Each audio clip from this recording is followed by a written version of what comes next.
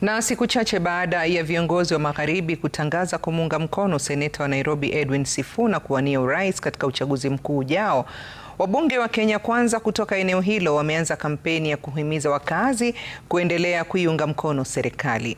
Wakizungumza katika eneo bunge la Kwanza, kaunti ya Trans Nzoia, wabunge hao wamesema ushirikiano na serikali utawezesha utekelezaji wa miradi zaidi ya maendeleo, kuboresha huduma kwa wananchi na kuongeza mgao wa rasilimali kwa eneo la Magharibi.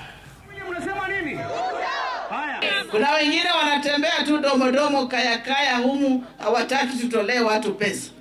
Wanauliza hizo pesa zinatoka wapi? Ukiwa kwa serikali ni ndogo. Serikali inakosa pesa.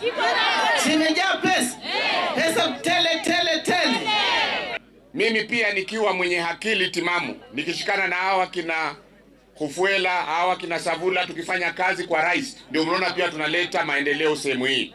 Mabarabara, tangu uhuru kwa mfano kule Kiminini kulikuwa hakuna lami. Ni ile inatoka tu Eldoret na ile inatoka Kitale kwenda Bungoma. Barabara Eldoret inapanuliwa kwa hii nafasi ya mheshimiwa rais. Unajua mimi nafuata rais sio bure.